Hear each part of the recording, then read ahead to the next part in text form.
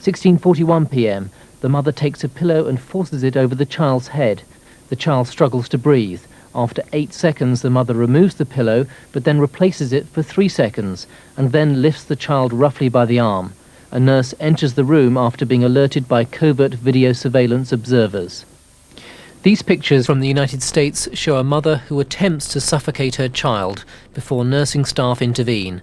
The British filming can't be shown for reasons of confidentiality. Child health experts say covert filming should be used only in exceptional circumstances.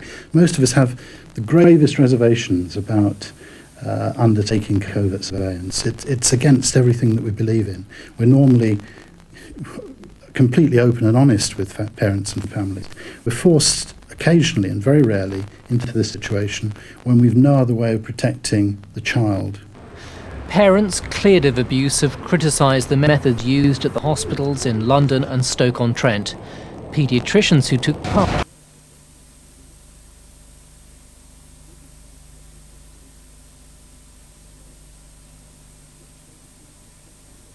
to remain in the shadow cabinet when it's widely known I'm at odds with it on the most important issue facing the British people.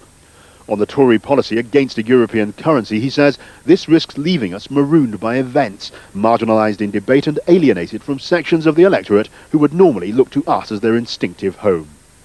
William Hague is standing firm, hoping the Eurosceptical approach strikes a chord with the voters. He wants to avoid what his supporters saw as the public fudge and private feuding behind the policy he inherited. In his reply to David Curry, William Hague says, "I would rather fight for what I believe without the support of some members of the party than pretend we have no beliefs at all." Present and former colleagues have rallied to that line. On an issue like the single currency, I think just as the government have said that in principle they're in favour of it, but they have to get the timing right, I think it's right for the Conservative Party to say we have the profoundest doubts and scepticism about it. We hope it will not be necessary for Britain ever to join the single currency because we believe it will lead gradually but irresistibly to a form of European government. David Curry's been talking to fellow pro-Europeans from his home, and they're convinced the Tory policy of unconditional hostility to a European currency could consign the party to the wilderness. William Hague is just as determined to show the pro-Europeans are an unrepresentative minority. That won't be easy. The pro-Europeans are looking more determined by the day. The Tories have never looked more divided. John Pienaar, BBC News, North Essex. The French government has announced new concessions for lorry companies to try to avert the truck drivers' strike planned for tomorrow. The drivers are threatening to set up roadblocks unless they reach an agreement over pay. Here, companies are making plans to prevent British drivers being stranded. At GSI in Hertfordshire, they're still loading their lorries as the talks in France go on. This one's bound for Italy, due to reach the continent tomorrow night when the strike's set to begin. But it won't be travelling through France as usual. So if we run Wednesday, Ostend, through Belgium, Germany. In the office, they're replanning the routes, sending the lorries via Belgium and Switzerland. It adds 250 miles to the journey and they have to take smaller loads. It'll cost more money and it's frustrating. This is the second time in 12 months. Last time we lost money, and no doubt this time we'll lose money as well. How long can we as an industry lose money because of foreign countries' disputes that we have nothing to do with whatsoever? In France, the blockades are already being set up.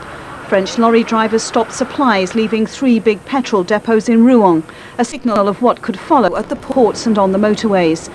The threatened strikes over better pay and conditions, a dispute that's been going on for a year. And while the last-minute talks continue, British firms have to expect the worst.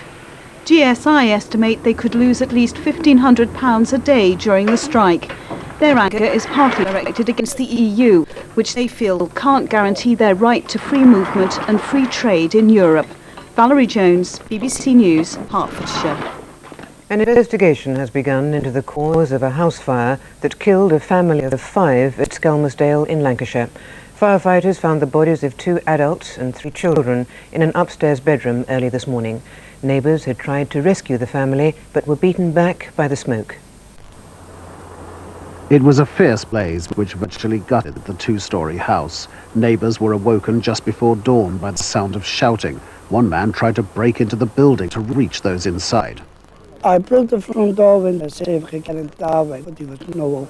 The smoke just came out that fast that knocked me over to the other side when we just being parked. And there's no way you could get in there at all. In a back bedroom, firefighters found the bodies of 5 people, 2 adults and 3 children, aged between 10 and 15. They'd been living in the house for about 18 months. An investigation's begun, but with such severe damage, it could be some time before the cause is known. Kevin Bouquet, BBC News, Skelmersdale. Prince Charles, Nelson Mandela and the Spice Girls have appeared together on the first day of the Prince's visit to South Africa. President Mandela said it was one of the greatest moments of his life. Tonight, Prince Harry will also meet the pop group when he accompanies his father to a charity concert in Johannesburg.